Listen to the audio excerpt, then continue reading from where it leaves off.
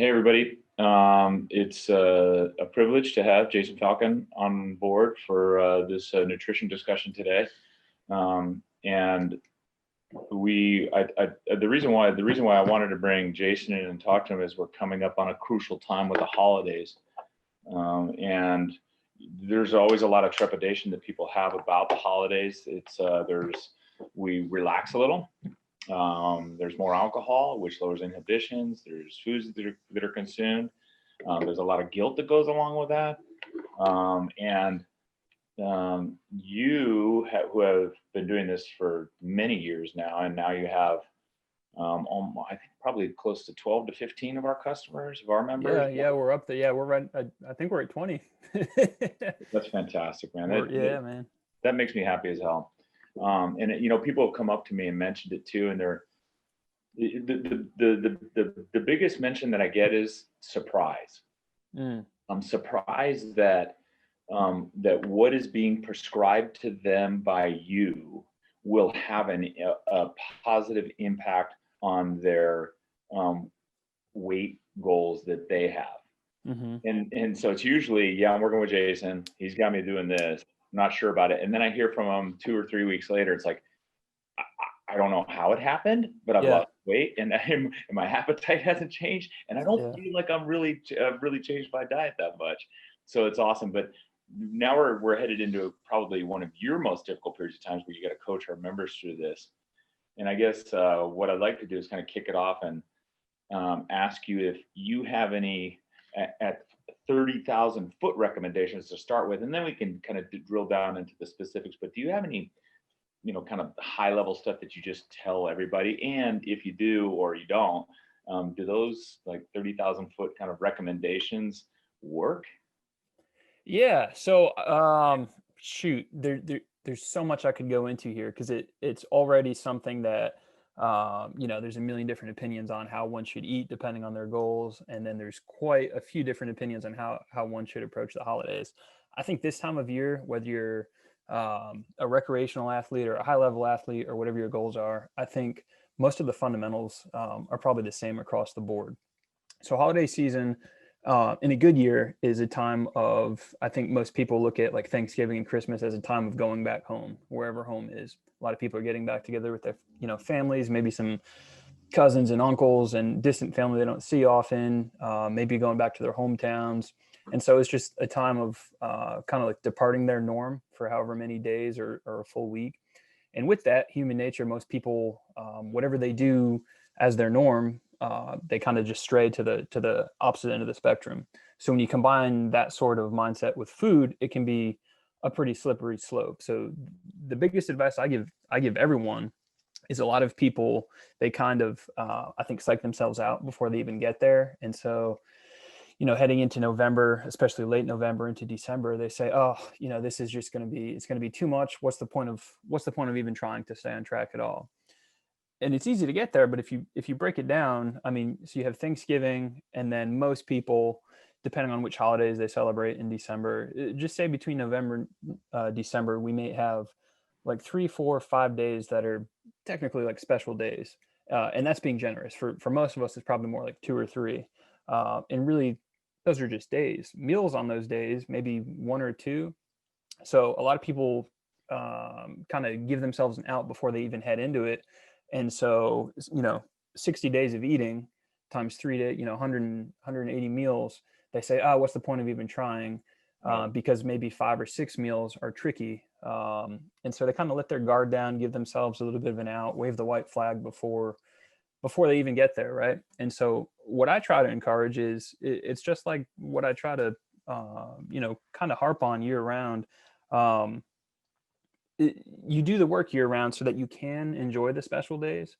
So the people that want to enjoy them, I encourage them to enjoy them. We track macros, we work out hard, we do all these things 95% of the time. And that, if we're doing it right, the other 5% of the time is really not going to add up enough to matter. Now, that's not me saying go and see, how many calories the human body can eat without bursting when you choose to enjoy, but you're going to be with people that you only see maybe once or twice a year. Your aunt's probably going to make some killer food that you can only get once a year. So like those special things, save room for those. I think what a lot of us do is we end up eating things that we can get any other day of the year just because it's a holiday, and then end up regretting it. Right. Like Thanksgiving, a lot of people, load up their plates with like the filler, like bread. Do you really need bread when there's like all these other good things that you could fill up on? And then desserts, same kind of deal. Stuff you can get year round. Like, be choosy with where you indulge on the special days, and make sure it's actually worth it. There's nothing worse than having macro regret, where you spend your macros on something that was just like wholly underwhelming.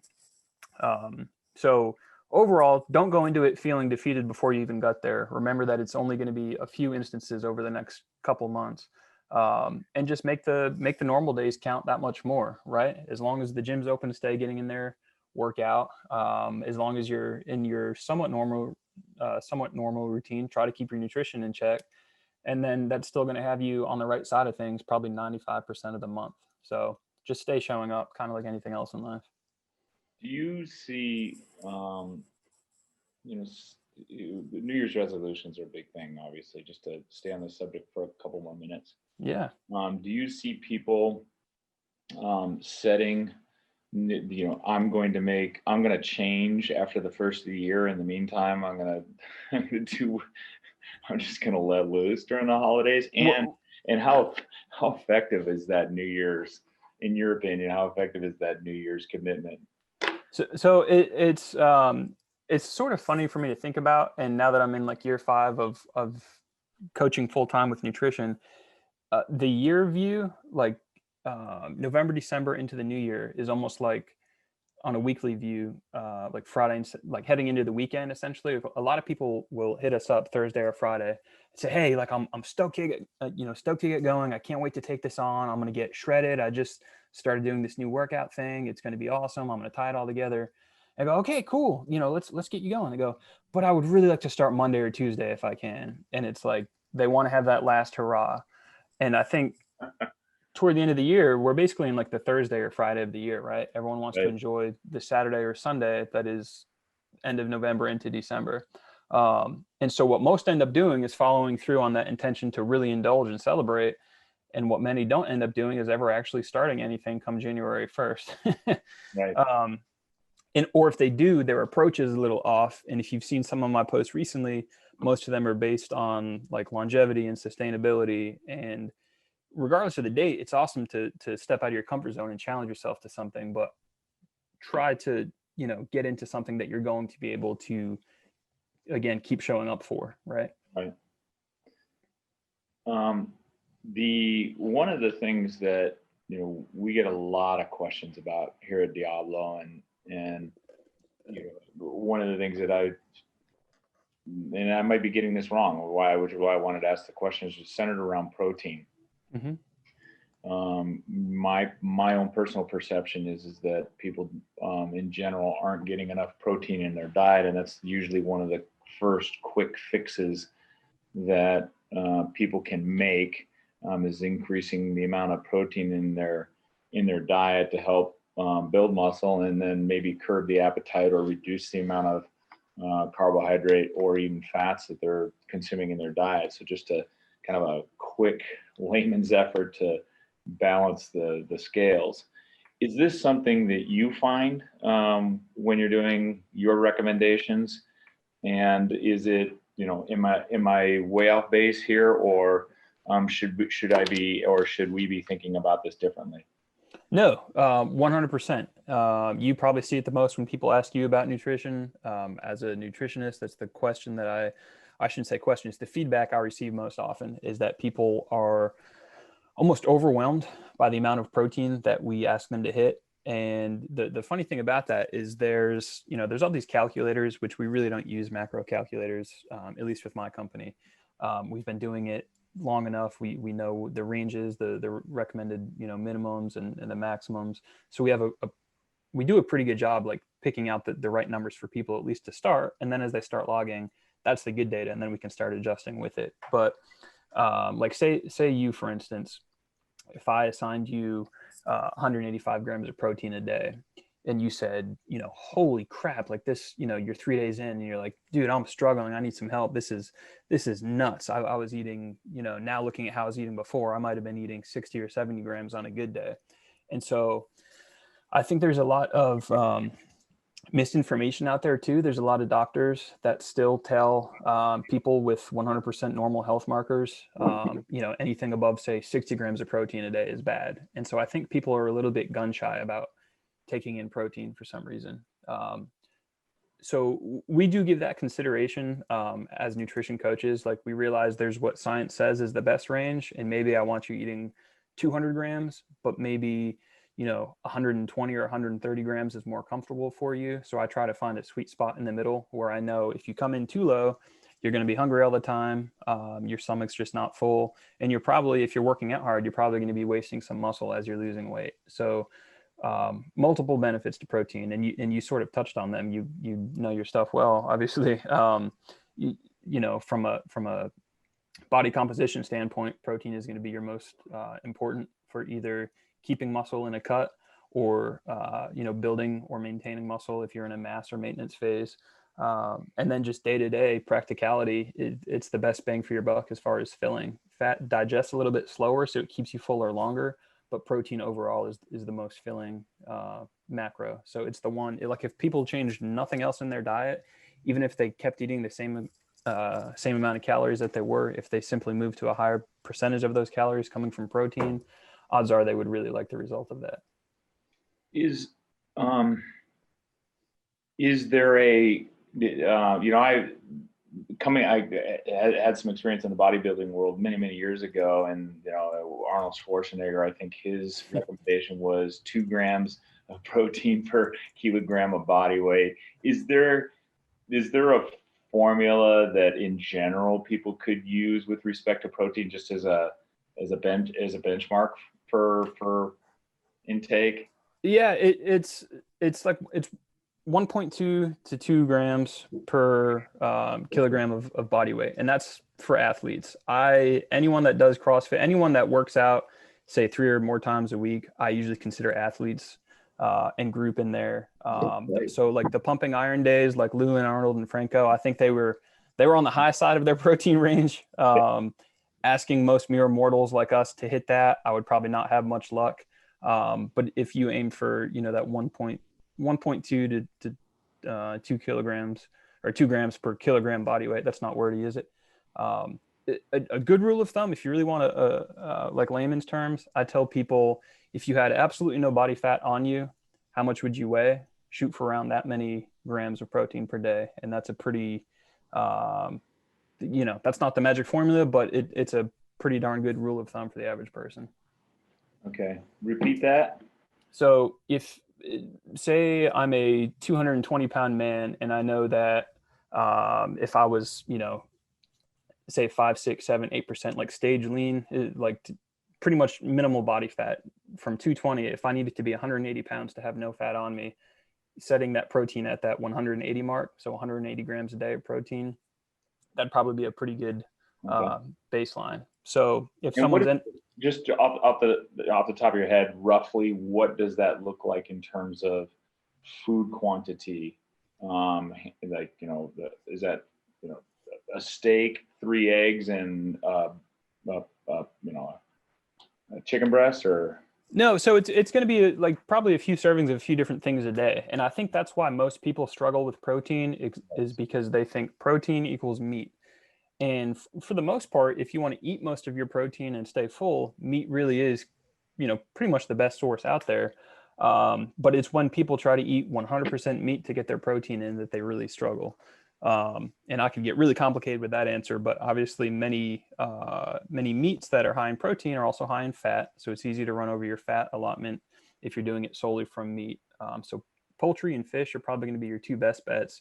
But what I tell people all the time, most days for me, I'll do a few servings of meat, of course, but then like a couple of Greek yogurts, a light string cheese, maybe like one of those little tuna packets, and then usually a shake. So I don't, I'm not 6 ounces of meat 6 times a day or anything like that, because I would get super, tired of it. But realistically, I've probably had chicken breast at least 4 ounces of it every day for the last 7 years. There's enough, there's enough different spices and seasonings. There's enough ways to prepare things to where you can keep some good variety in the mix, even if you're technically eating many of the same things over and over. There are some people that, can eat the same meal. Back in the day when I was younger, it was chicken and rice. I could do that, and I could probably do that now. But fortunately, my wife is a good cook and diversified. What about? Here's the one thing though that I don't know. Maybe men and women, but I think men typically gravitate to is the protein shake. Mm-hmm. Can you do it all through a protein shake, or is that something you'd recommend as a supplement to get to the number? So they are extremely useful. Protein shakes are. A lot of people, they like when they check in, they write and they go, it's almost like they're feeling this guilt for using shakes. They're considered a supplement. So you want to keep that in mind. You want to supplement an otherwise balanced diet with shakes if you need help getting to your number. There's days where I have, more than one shake. I'll have 2 or 3 if I need to make up ground on protein because the day got busy and I just didn't plan well. Technically, there's nothing wrong. You could, most wheys and caseins are complete sources. They have a full amino profile, but it's a huge trade-off. I find the more shakes I have, because they're not very filling, the hungrier I get. So you kind of have to find a good middle ground where they help you to your numbers, but you're not ready to eat your arm off because you haven't had a lot of real whole food that day. Yeah, that's interesting. That's my experience as well, because I supplement with shakes, and in the morning I have a good one that I put together. But I find that if I have that instead of a regular breakfast, I'm hungrier sooner. Yep. And it must be that whole food content. So what I recommend to most people is you can do whey or casein protein. Casein is best. It digests slower. So you should try just try using a casein instead of a whey. See if you notice a difference. I do. You don't eat it or you don't drink it and feel like you ate a loaf of bread. It's not hugely filling. But it's like an hour later, you're not hungry again like you would if it was whey. So it's more substantial. It does make a tangible difference because it digests slower. Okay. Interesting. One of the things too that I personally struggle with, and I'm kind of using my own struggles here as the outline for our conversation. Asking for a friend, yeah. Yeah, I'm asking for, but I'm making assumptions that other people might be interested in the same things that I am. This is one that I'm struggling with just because we've gotten on this cycle, and I think a lot of people too, through the pandemic, their schedules have shifted later, right? So they don't have to get up as early to commute.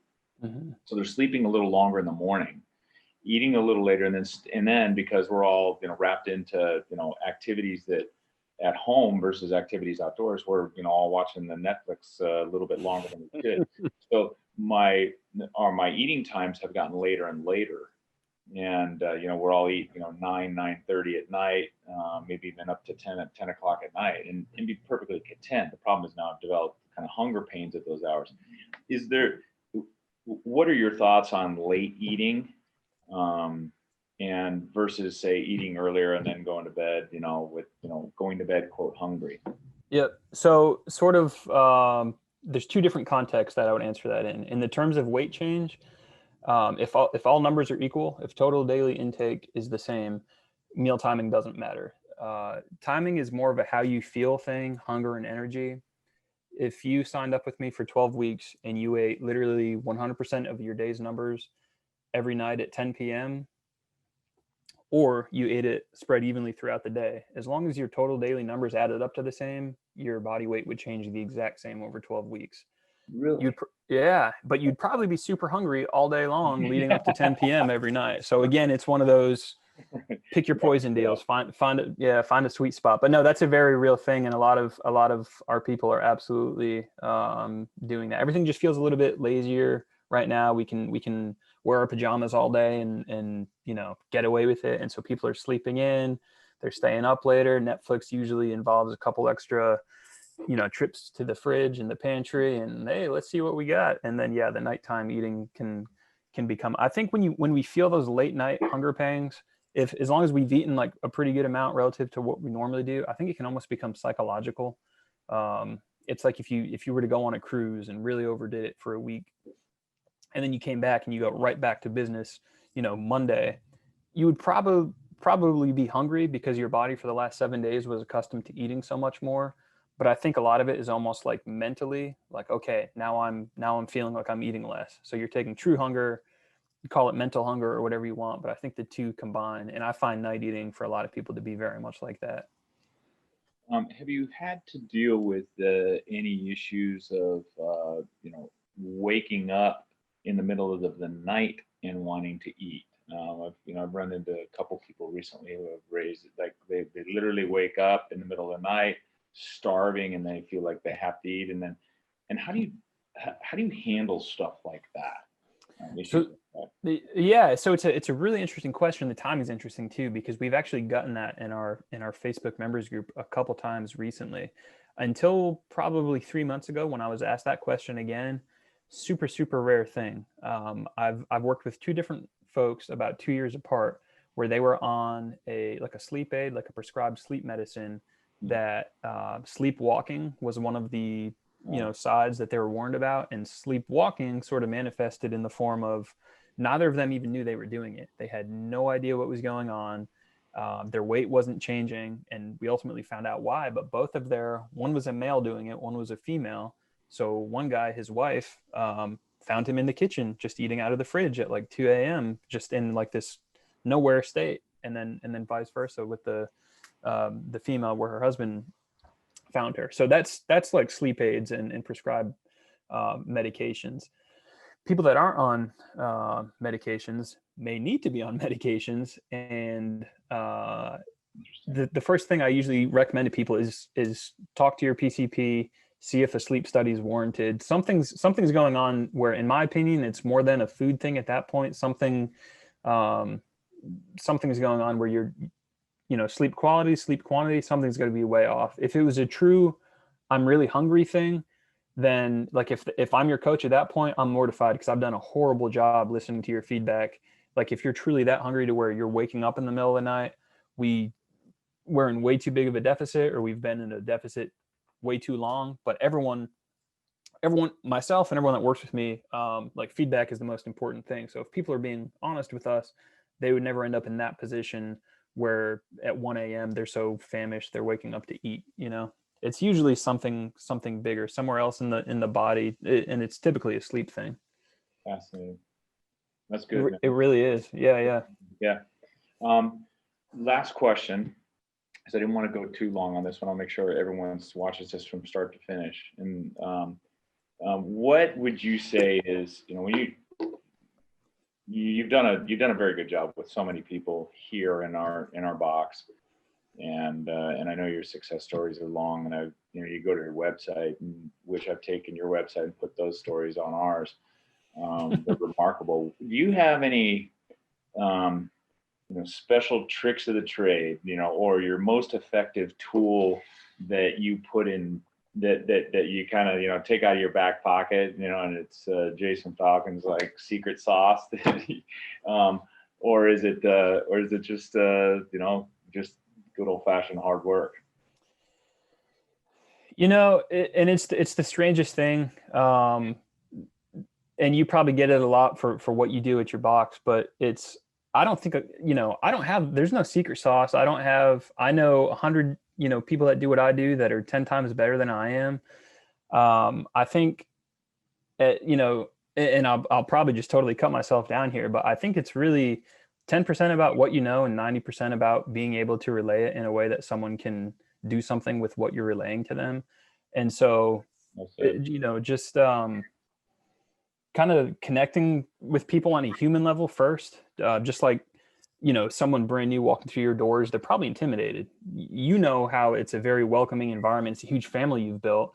All they see is the bumper plates and the rig and the rings. And they're like, oh my God, like I need to lose 100 pounds. I don't need to do muscle ups. So they fixate on the scary things. And it's kind of the same deal with nutrition. Is people fixate someone that needs to lose 100 pounds. they don't think about the first 5. They think about the sum of everything they need to lose. And so trying to just on a human level connect, just let them know like, hey, been there, done that. Like, I'm not going to ask you to do anything I didn't. I've lost, quite a bit myself. And really just connecting on that side of things first, so that the credibility is there and they know you're genuinely there for them. It's not just, hey, go do this week. I'll talk to you next week. Good luck.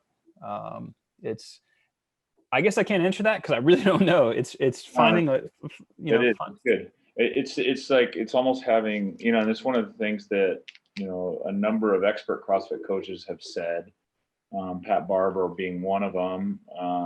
And Jamie, Coach Jamie Lee, who's our head coach here, have said emotional IQ is the most important quality of a coach, not the certifications they have, not the competition experience they have, not the coaching experience even. It's that emotional IQ, the ability to relate with the members to get them to do what you want them to do. Yeah. Right. And I would agree with that wholeheartedly. Yeah. Well, cool, man. This has been super helpful. I know that when I play this to our community, there's going to be more people reaching out and contacting you. I'm exceptionally grateful for the impact you've had in such a short period of time, especially now when we really haven't been open it's normal, and people are nervous about coming in at all and doing anything. And at a time when, lots of all of the wrong foods are available and we need them to help reduce stress. Like, you've still had success within our community. I appreciate that. No, I mean, we appreciate you guys so much, man. And long before this, you guys have been amazing. And so, I mean, anyone that's listening, any of your members that are there with you, we're all extremely approachable. We're all normal humans and husbands and wives and parents. So there's never any pressure for anyone to sign up. If you just want to pick our brains for a bit, we're here. So just reach out. Thanks, dude. All right, man. Thanks a lot, Craig.